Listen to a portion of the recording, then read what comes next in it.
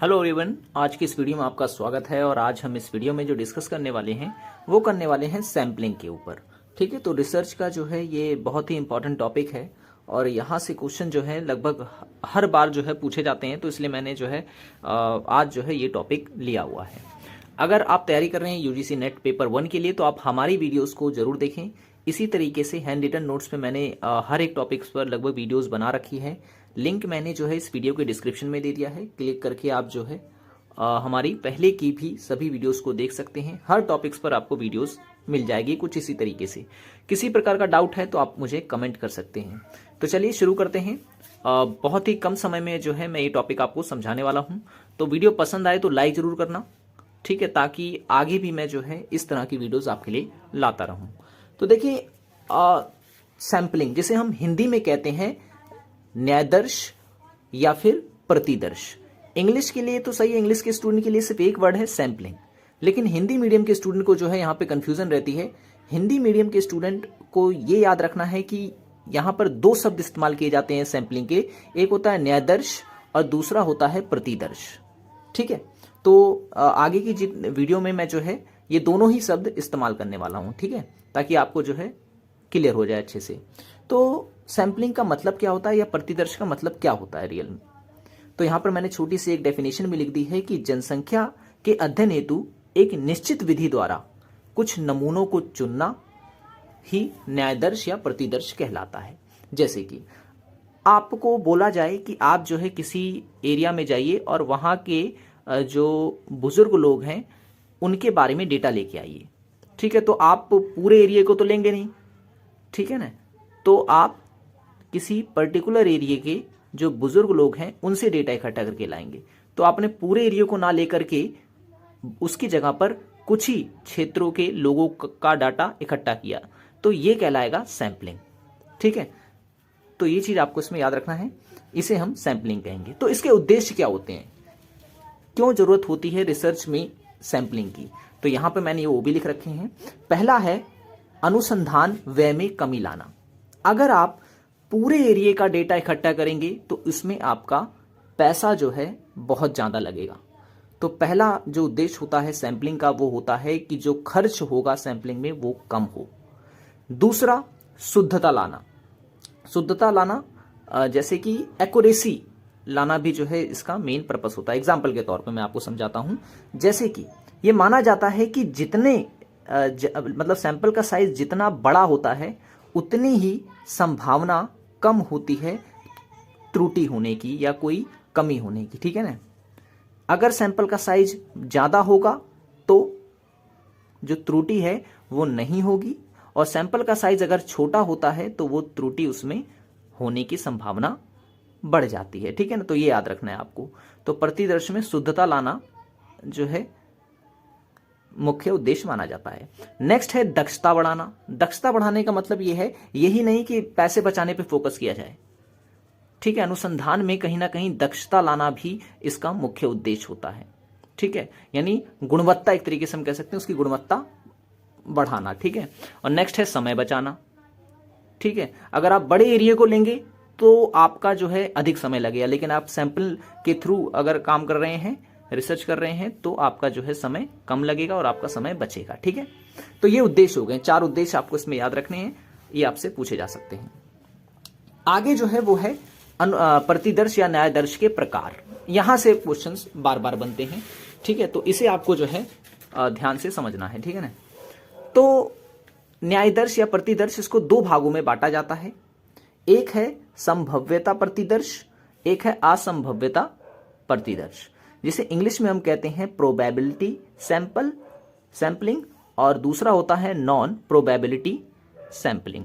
ठीक है, तो अगर हम बात करें संभाव्यता प्रतिदर्श की, तो इसमें क्या होता है, इसमें जो प्रतिदर्श होता है, जो सैंपलिंग होती है, उसका आकार जो है बड़ा होता है, जबकि असंभाव्यता में अगर हम बात करें या नॉन प्रोबेबिलिटी में हम बात करें तो इसमें जो प्रतिदर्श होता है यानी जो सैंपलिंग होता है उसका आकार छोटा होता है। ठीक है, इसमें लिटरेचर को या कहीं की रचनाओं को जो है अधिक महत्व दिया जाता है, लेकिन इसमें रचनाओं को कम महत्व दिया जाता है।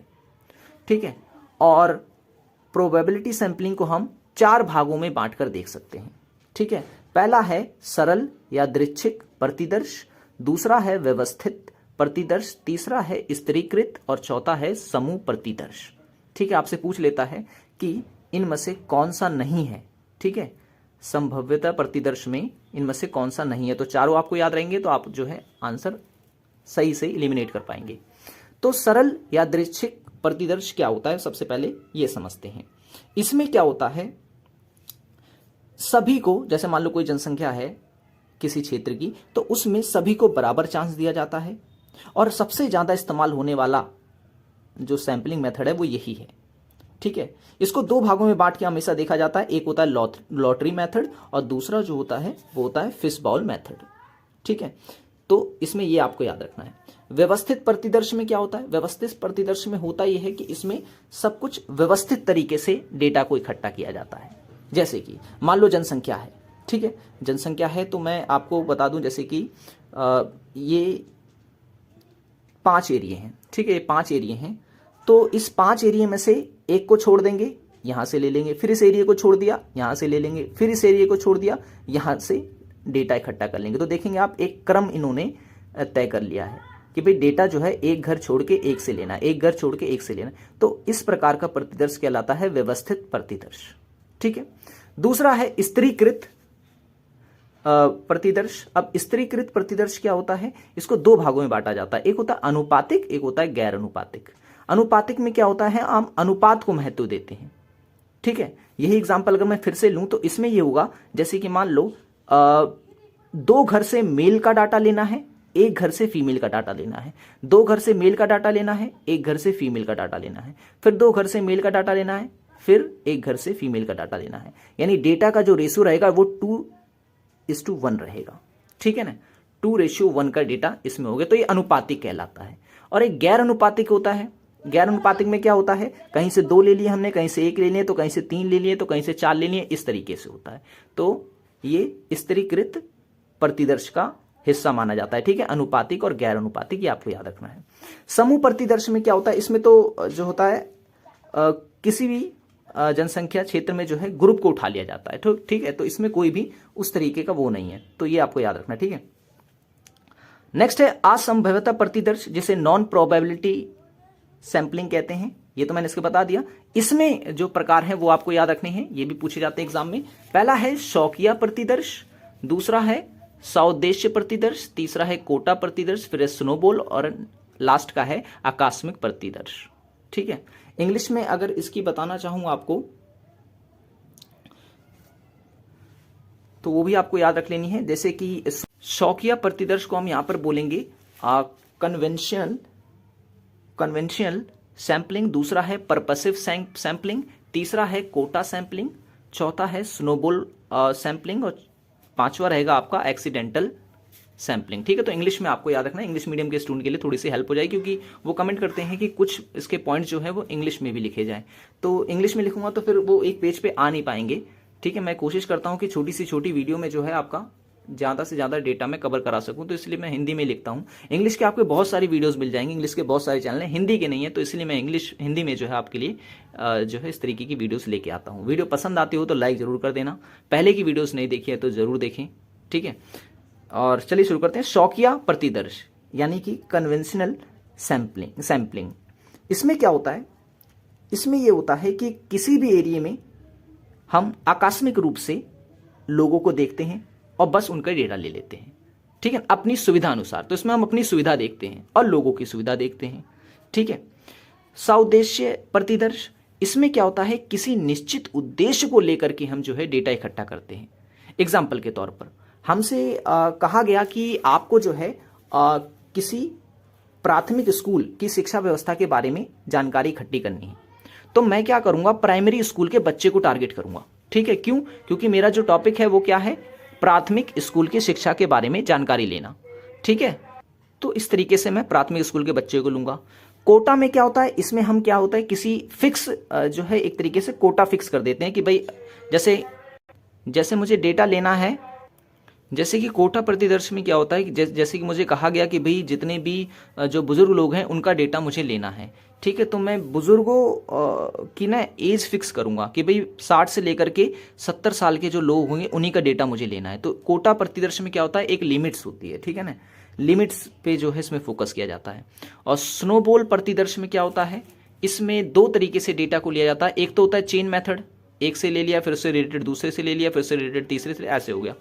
दूसरा होता है एक तरीके से इसे हम कहते हैं नेटवर्क सैंपलिंग। नेटवर्क सैंपलिंग में क्या होता है, एक बंदे से डेटा लिया, उससे जुड़े हुए फिर दो बंदों से डेटा लिया, फिर उनसे जुड़े हुए जो और बंदे होते हैं उनसे डेटा लिया जाता है। तो इस तरीके से ये एक तरीके से नेटवर्क सा बन जाता है इसमें, ठीक है।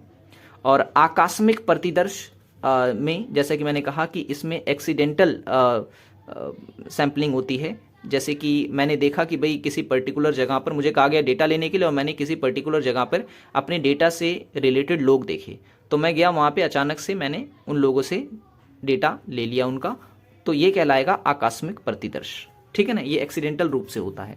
तो आप ये देख सकते हैं कि आज जो हमने डिस्कस किया वो था सैम्पलिंग के ऊपर। सैम्पलिंग क्या है, एक छोटी सी डेफिनेशन मैंने आपको बताई, उसके उद्देश्य फिर मैंने आपको बताए, फिर प्रकार बताए हैं, ठीक है, और प्रकार के को फिर एक्सप्लेन भी किया है। तो क्वेश्चंस के लिए काफी लोग कह रहे थे कि इससे रिलेटेड कुछ क्वेश्चंस भी लाए हैं, तो क्वेश्चन मैंने ऑलरेडी करवा रखे हैं, ठीक है ना। दो प्लेलिस्ट है मेरी, एक पे तो मैंने हैंड रिटन नोट्स डाल रखे हैं अपने, ठीक है, और दूसरी जो प्लेलिस्ट है उसमें मैंने प्रीवियस ईयर के सारे क्वेश्चंस करवा रखे हैं, तो आप वो वीडियोस जरूर देखें, ठीक है ना। वो दूसरी प्लेलिस्ट में यूजीसी नेट पेपर 1 के नाम से वो हमारी प्लेलिस्ट है, ठीक है। तो वहां पर आपको प्रीवियस ईयर के सारे क्वेश्चन मिल जाएंगे और आपको यहीं से क्वेश्चन जो है लगभग देखने को मिलेंगे। तो ये वीडियो देखने के बाद आप जो है जरूर सैम्पलिंग से रिलेटेड क्वेश्चंस की प्रैक्टिस करें। वीडियो पसंद आए तो लाइक जरूर करें, चैनल को सब्सक्राइब नहीं किया तो जरूर कर लें। मिलेंगे अगली वीडियो में।